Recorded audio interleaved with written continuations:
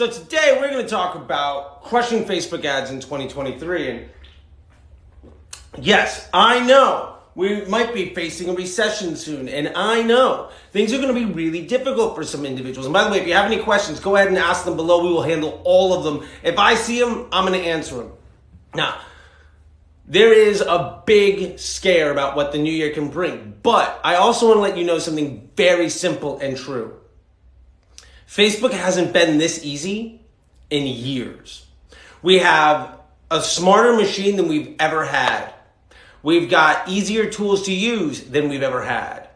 And in the world of direct consumer and lead gen, we actually have a greater opportunity than we ever have had.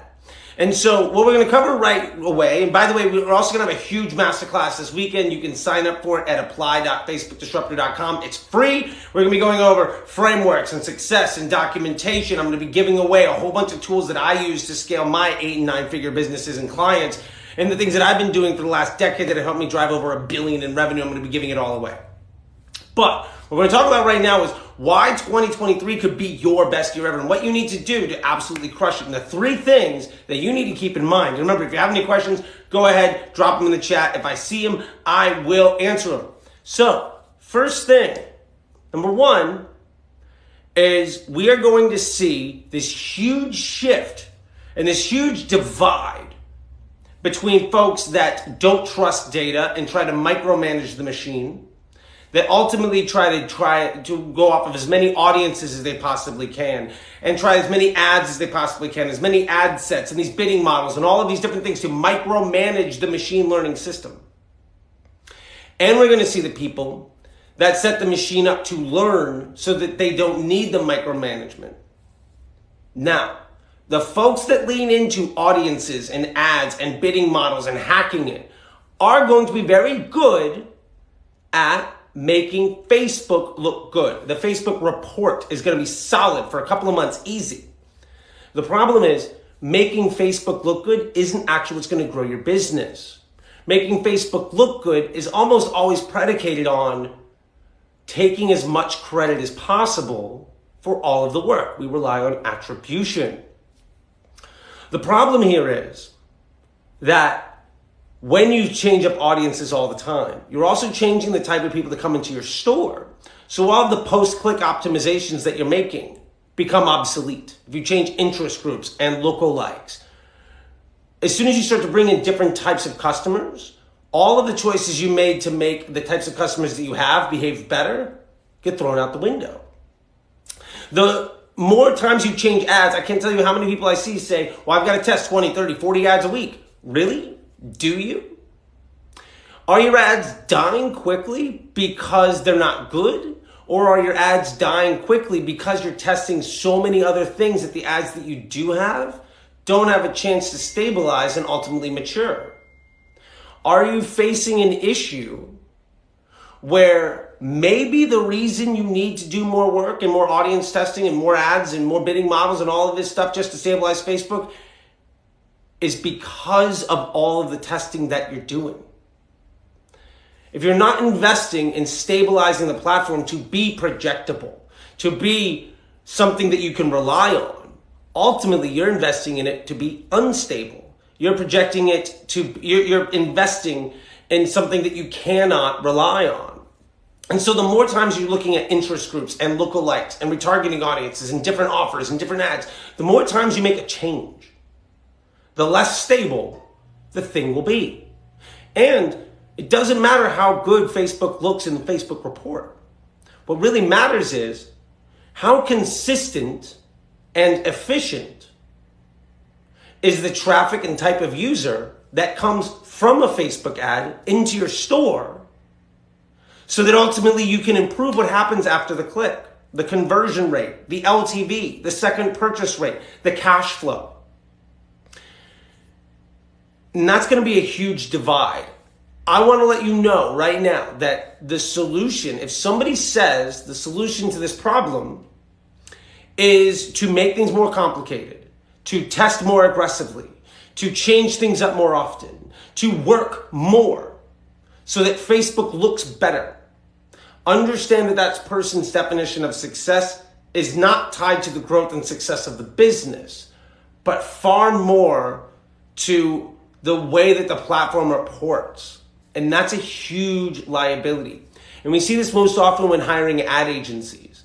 Ad agencies want to look good. They want their ROAS to look nice. ROAS doesn't even mean anything. Is ROAS cash flow? No, it isn't. Is ROAS profit margin on that day? No, it isn't. You might say, well, it's profit margin on the sale. Is it? What about that day? Is your ROAS really the reason that you made money today? Or is it how much credit Facebook takes for the sales that may have also been taken credit for by TikTok and by YouTube and by email and by search? And at the end of the day, what really matters is how much money did you put out and how much money did you come in? And even that doesn't actually matter, because what really matters is how much money did you put out today and how much future cash flow for your business did you secure? And what is the timeline for that cash flow? That's what really, really matters. So the biggest lesson I want to come away with here, number one, is that the way you're going to win in 2023 is to stabilize and simplify your ad accounts. That's the number one thing we have to understand right off the bat, is that stability, and we don't mean day to day, we mean week over week, month over month, and more importantly, less variation in what you are spending your money on. Because the number one thing to really keep in mind is it's a machine learning algorithm. And the more you spend in teaching it to do its job well, the better it's going to get at doing that job consistently. And what you need more than anything is consistency with the types of people that are coming into your store. We cover a lot more of this in this weekend's masterclass. You can check it out at apply.facebookdisruptor.com. If you have any questions, go ahead. Drop them below. I will do my best to, if I see them, I will answer them. And I would love to help you guys out as much as I can today and really kind of take maximum use of this time. Now, the second thing that I wanted to get to is, in terms of Facebook, is going to be how we measure results. And this is a big thing that we're going to be covering inside the lesson this week. And actually, inside of the webinar this week that we're going to have the masterclass, we're going to get down into the Scrum doc. And I'm actually going to give you the document and a bunch of ebooks for it. So sign up just for that, because that's, a huge goodie. And people have been paying me hundreds of dollars or thousands of dollars consulting to set that up for them. I'm going to give that all away for free. Again, check it out at apply.facebookdisruptor.com. You can go to disruptorschool.com, facebookdisruptor.com. Check it out. Get on the thing as best you can, because that's going to be super, super awesome. You can even go to links.facebookdisruptor.com, and there's a link in that little spot to sign up for it. So the next thing that we need to focus on here, by the way, love Liquid Death. Everybody else a big Liquid Death fan? Smash that like button if you dig the Liquid Death. Throw me some devil horns. Anyway, next thing, measurement. Now, this is one of the biggest issues that people say is, well, I can't trust Facebook's attribution. I can't trust the measurement. I don't know if the ROAS, all this stuff is wildly unstable, all these things, what I need to really measure on. Well, really it comes down to a simple equation. Let's establish an objective truth that we can agree on. And then based on that, we can focus on how to solve for that problem. So what's the objective truth that we can agree on? Ultimately, what really matters is the profitable scaling margin of the customers that we get. Doesn't matter about ROAS. That doesn't matter because it's not a real number, because attribution isn't real anyway. What matters is, what is the lifetime value of a customer? And how much ultimately does it cost to get a sale and not acquire the customer, but to make all of the sales in that customer's journey? And how much does the product cost for us? What's our profit for each customer journey? Now that's LTV, CPA, and COGS. And by the way, they're talking about PSM, profitable scaling margin. There's a great course on disruptorschool.com. You can go check it out. where I actually give you the entire workflow in the document and share literally everything. And I give you real world examples of my own businesses. And with that, you can even go so far as to project out, like I think I get 38 weeks in the future. And I literally just hand you the doc and walk you through everything. There's like hours of really great stuff on there. Not here to talk about that right now. The point is, what we need to focus on is those three metrics: LTV, CPA, and COGS. Now, what this means is there is going to be, that's our objective truth. So let's break that down to three parts. Part number one, we have one offer, ultimately, maybe two, that are the best fit between what it costs to make those products and sell the products along that journey and how much money that customer is ultimately worth to us. Now, maybe a customer that buys, maybe we have a product, we get a ROAS of 3, and that customer on average buys 1.25 times. Maybe we have something else where our ROAS is a 1, but that customer buys 3 times. And those additional purchases happen through email or search, or maybe a retargeting ad on Facebook, but it's really cheap. That means that customer is worth way more money to us in the long term, and we're securing future cash flow, which means that we don't need to live and die by the ROAS or MER on any given day, because we're setting it up so that even if we didn't advertise, we'd be making money. So in 30 days, 60 days, 90 days, 6 months from now, if you were to just turn off your ads for a day, you'd be making more money from those customers that are coming back and buying again and again and again than you made today. That's how you grow a business. So let's establish that's one thing that we can understand is true. So there's one offer, maybe two, that are absolutely best fit for that situation. I'd argue if you're not spending $30,000, $40,000, $50,000 a day, and hey, look, I'm in a business where I'm spending over $100,000 a day and we're making $250,000 a day in sales. Like that's, not everybody is there. But maybe you're spending $50 a day. There is one offer that is fundamentally best and getting somebody to come back and buy a second time. Focusing on that offer ultimately secures future cash flow, which means that you don't have to be profitable on day one. Now, maybe you do for the first 30 days or 45 days, but you know, once a customer buys this, they're going to come back and buy again somewhere in that second month. Well, as soon as they start buying again, you don't need to be profitable on day one of those customer journeys anymore, because the customers that bought on day one 45, 60 days ago, they're coming back and buying again, which means you can lose money on day one and it's supplemented by the revenue you're getting from the existing customers that are coming back. So that's a big key. Now, the second part of this that we need to understand, that's LTV. The second part of this we need to understand is COGS, cost of goods. This is very rarely broken into when an agency writes a report. Well, we got a 5X, we got a 10X, great. But how much does the product cost to make? How much does it cost to ship? How much does it cost to give to somebody? What are the overhead? What are the other marketing costs? Well, if you bake that in, I know businesses where they need an 8X ROAS just to break even. I know businesses that can break even on a 0.8. So the point of it is that ROAS number doesn't really matter, but you need to know how much that product costs. So say you're selling a product for $20 and it costs you $5 to make. If you sell that product for $20 and get a ROAS of 1, you lost $5 on that sale. But if that customer is going to come back and buy 2 more times, you made a lot of money. Vice versa. If it costs you $5 to make and $10 to sell a $20 product and that customer never buys again, you made $5 on that customer and you'll never see money in the future.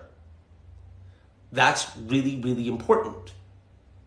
I don't see most ad agencies talking about that. They're going to be focusing on the $5 thing where you make a $5 profit and never see that customer again because that's a better ROAS. Remember, ROAS doesn't mean anything. You have to start focusing on the numbers that actually matter. And the last thing we're talking about here is CPA. When we talk about CPA, you might say, well, Facebook is unreliable and it's always wild and different. Here's the thing. Facebook is software. Just like Excel, just like Canva, just like Grand Theft Auto or Fortnite or TikTok. It's the same thing for everybody all the time. So if it makes a mistake, quote unquote, it's going to make that mistake, quote unquote, every single time.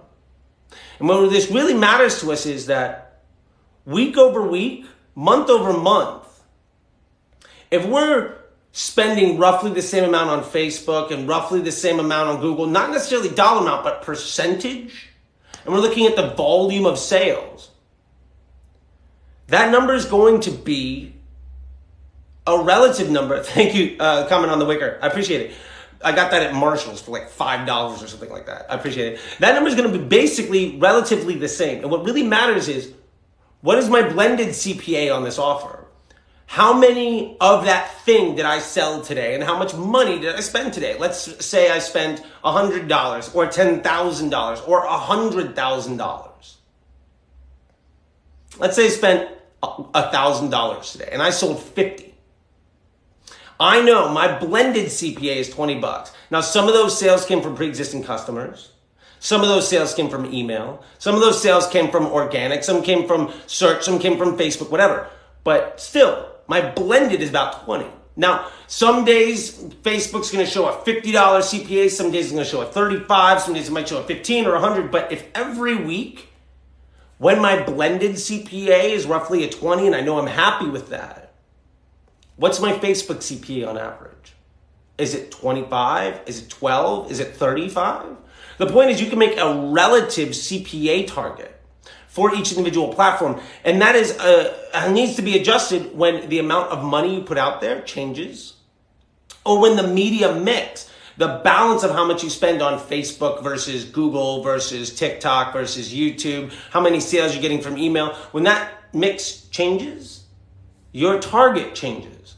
Now, remember we talked about getting LTV and reoccurring customers? The more reoccurring customers you get, the worse that number on Facebook can be.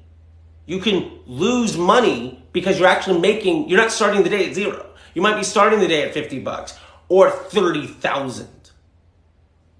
So you don't have to make money from the ads you're putting out today. You're no longer a hunter that needs to go out and kill to eat today. You're a farmer that has been planting seeds with fruit that grows all the time.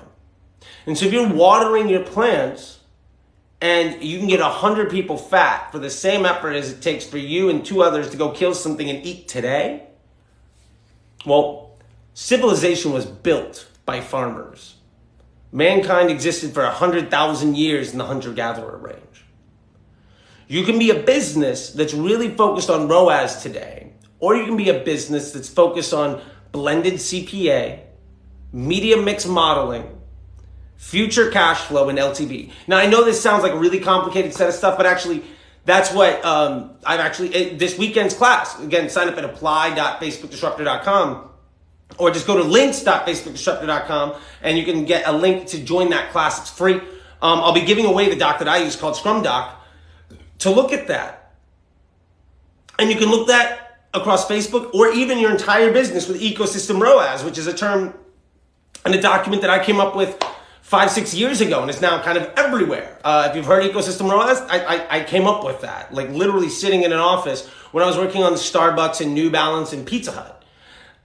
Those are my clients at the time, and I had to figure out how to prove that this Starbucks ad was profitable. And like, you know, what I was doing for, New Balance, or bringing TRX, the like workout equipment, to market, or Allbirds or Joybird or whatever else, any of these brands, like when I was growing them, how do we prove that what we're doing is any good? And the answer is, if you really want to grow a business, you can't say that this ad makes credit. And that really ultimately brings us down to the last thing that we need to address today, which is optimization and decision making. If you are focused on what ad set, what audience, what campaign drove the sale, at best, you are being reactionary to yesterday's information, low quality data to predict the future. And that data that you're looking at is wildly out of context. And that's a big problem. And that's a reason why you might be testing more and more ads, and why you get a new landing page and it's 5% better or 10% better, and you shift everything to it and you just circle and you chase your tail and the business doesn't really grow and you're still stuck at being a $500,000 a year business or a $7 million a year business, but you can't get bigger. It's because you're making a whole lot of really small impact decisions, and every one of them feels like they're big. But a 20% change on 5% of the business doesn't mean anything. So we have to understand that really, Facebook's job isn't there. Your job in managing Facebook isn't to say, the job of this platform is to make me money, and I need to figure out what ad drives sales. That's the wrong way of thinking. That is a way of thinking that is over a decade old for a platform that wasn't Facebook. That's programmatic thinking. That's email thinking. And the reason that it's really popular is because the people that preach that, number one, don't know how Facebook works. Two, often are not Facebook first marketers. They're taking other platform thinking into Facebook. And by the way, this same logic also works for any social media platform. Anything that is an optimized CPM environment works like this. TikTok, Snapchat, YouTube to a lesser extent. They all work the same as Facebook and Instagram ads. So the point here is not how do I find the ad that does the best. Yes, some ads are better than others. What really matters is how do I set up a machine to not need my management on a day-to-day basis so that it drives me results that are desirable and consistent that get better. That's what you need to be working on. And again, we'll go over all of this stuff way more in detail in this weekend's class. I've been mentioning it like 5 times, but whatever, I'll just keep going for it. Apply.facebookdestructor.com. It's a free class. You can sign up there. We'll be going over all of this stuff. It's an hour-long masterclass. I'm super excited about it. And you're getting a bunch of free stuff afterwards, too. And if you can't make the class, it's 11 a.m. on Saturday. If you sign up for the class, you will get a replay link. So it won't be on YouTube. I'm not going to share it otherwise, but even sign up, even if you can't make it, and you can check out more things there. Now, the point here is, if you're using a bunch of audiences and campaigns and bidding models and ABO and all of this stuff where you need to put in control to try to get the best ROAS today, to make profit margin today, based on everything that we just said, that's a terrible way of thinking. Instead, we need to make Facebook stable enough by giving it a best audience, which is broad, a lack of targeting because every ad makes its own audience. Every piece of content makes its own audience. Like when you're on TikTok and you post a video, you might have 100 followers and it gets 10,000. It's not because your 100 people watch it 100 times. It's because that ad, that piece of content, that video was so good, it earned reach. Ads do the same thing. Ads are nothing more than organic content that you pay people to see. You pay the platform to show to other people. And the better that content is at meeting that platform's business objective, TikTok, Instagram, YouTube, anything else is trying to keep people on the platform for as long as possible. As long as you make content that people want to see, it'll go towards that people that want to see it. So when you're making ads, you need to make ads that appeal to the people that you want to speak to so that you get a really low CPM that also drive the actions that are most desirable for you. And to be fair, 4 or 5 ads is all you need to get to $10, $20, $30, $40, $50,000 a day. You don't need 1,000 ads to get there. I've taken tons of brands that are stuck at 3,000 a day to 10.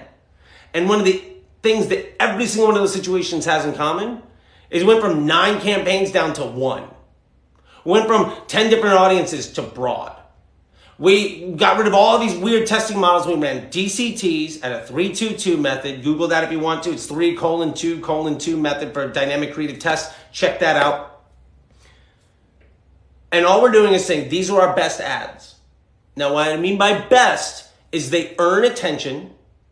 So in a CBO environment against broad, these ads earn spend and get that attention for cheap so the CPMs are low so we're able to reach more people. And when we show those ads, our blended CPA across the entire business looks good. That's all you need to do. And then every future test is merely to improve the quality of those ads or to change the business objectives of what those ads are ultimately there to deliver for you. Maybe what you need to do is get a better version of an ad that talks to that person. But I can't tell you how many times people are like, well, UGC is crushing it, so I need 30 UGCs a week. You're basically appealing to the same person, and every new ad that you have that does well just steals from the old ad that did well, which is why you have to cycle ads all the time. And if you stop testing new ones, the old ones that work will just continue to work. You're cannibalizing your success. That's why you have to test that much. Instead, you could say, well, I'm really good at UGC stuff. What if I made some pictures, some image ads? Then I could appeal to folks that don't want to watch the video, or that maybe watch that video, but I can overcome some other objection. I can target different people. I can do retargeting inside of the same piece, because sometimes when somebody sees my ad for the first time, they've actually abandoned cart on 5 of my competitors. That happens all the time. When I was running New Balance, we did a test with Facebook with the very beginning of Optimized CPM back in 2018, when broad targeting first really came on the board with Power 5 to really prove out that it worked. And we noticed that 2 out of every $3 that we spent at broad was targeting somebody that was engaging with content on the platform and taking actions on the site for our competitors. And why this is really important is, you might say, well, interest groups and lookalikes and all this stuff because Facebook data is all stuff. Facebook still knows what content you're looking at. No amount of ad blocking, no amount of privacy is going to tell Facebook is going to block Facebook from seeing what videos you watch. No amount of privacy is going to prevent TikTok from knowing what you hit like on. And if you have pixels on websites and you click on an ad, no amount of ad blocking is going to say, well, this person is going to be able to block Facebook or TikTok or YouTube or anybody else from knowing they were watching a bunch of this content that all look the same from pages that all talk about the same thing. And then they went to a landing page that talks about all of the same stuff because they're crawling all those pages just like Google is. And they spent X amount of time there, fired a couple pixel events, and then came back. At worst, with 100% privacy, Facebook's still going to know what videos you watch, what ads you click on, and how long it takes you to come back. And so every ad is ultimately making its own audience. And so all you need to do with creative testing is figure out the right ads to appeal to the right type of person. Now, it's either to appeal to the same person, but better, or to appeal to different people so that you can scale spend. That's it. If you focus on those things, you're going to absolutely crush Facebook in 2023. And the last point that I'm going to go out with here, and again, I'm going to do a huge masterclass this weekend. Check it out at apply.facebookdisruptor.com. It's free. That's apply, apply.facebookdisruptor, FACEBOOK, and disruptor, DISRUPTER.com, facebookdisruptor.com, apply.facebookdisruptor.com to sign up for the class. We're going to be covering all of this stuff this weekend. The last point that I'm going to say before we get out of this is this. The recession is an opportunity. People buy ads from ads on the internet because it's meeting some need that going to Target won't fix. That going to Walmart's not going to fix. That going to eBay or Amazon isn't going to fix. Generally, what that looks like is a brand that you can get at Target is going to do a pretty decent job at being pretty good to most people most of the time. You can do a really good job at being good to a specific person every time. You can be a specialist. And if you're a specialist, especially in a recession, the big market companies, the big box store brands are going to have to cut costs, which means the products are going to get a little bit worse. It also means that the amount of products they sell is going to go down, which means they're going to have to be more generic and lower quality to meet the needs of their investors and their shareholders, which means that you can do a better quality job to meet very specific needs for very particular types of customers. And in a recession, even if the amount of money that people spend goes down, you can massively scale because you don't need people to spend more money. You just need people to, instead of buying from the big box store, buy from you because you're meeting their needs better. You steal market share in a recession. That's how you grow. I've already done it in the last recession. And I'm super excited with one of my businesses, my women's clothing business. In January, we did $200,000 in revenue. Last month, we did $3.5 million. Next year, we're probably going to do close to $50 million. And the more the recession hits, the more money we're going to make. Because ultimately, we are meeting the needs of a particular type of customer better than the brands that don't care about those customers. We're going to meet their needs better. And so you can go to Walmart or Target or some other place and get a product that is for a low price from a brand that doesn't care about you at all. Or you can go to a direct consumer brand and buy something that's made specifically for you. And they might have 1,000 customers, but they absolutely crush those 1,000 customers. You can choose to be the specialist or you can choose to be the generalist. Specialists make a lot more money. Generalists are put out of business by a brand that can afford to make less. And if you try to take the route of being a lower quality product and compete, you've already lost. That's what we wanted to cover today. That's how you're going to see massive success in 2023. That's how you're going to crush Facebook ads in 2023. Again, if you want to know more information, check out FacebookDisruptor.com. Check out DisruptorSchool.com. We actually have teachers that cover all sorts of different things. You can get courses on profitable scaling margin we covered today. You can also get courses on consumer psychology that we talked about today from the beautiful, amazing woman, Sarah Levinger. Super, super smart. You can join the Facebook Ads MBA program if you want to, but most importantly, sign up for this weekend's class at apply.facebookdisruptor.com, and you're going to get a lot of the docs that we talked about today for free. And you're going to get a much bigger insight into how I project manage my team and my time for profit, and how I'm thinking about Facebook and why it is that I have an 80-90% hit rate of taking 6-figure brands and making them an 8-figure business. Why I am on my 4th 7-figure brand to a 9-figure run rate in the last 5 years. And why 90% of ad agencies fail 90% of their clients. So if you're an ad agency and you want to start scaling your clients instead of scaling your client load so that you don't have to work nearly as hard to make way more money, or if you're a brand that is sick and tired of being scammed by the next ad agency with big promises that will ultimately give you a few great months and then completely fail you, this is for you. And until next time, I'll see you on the internet. Bye.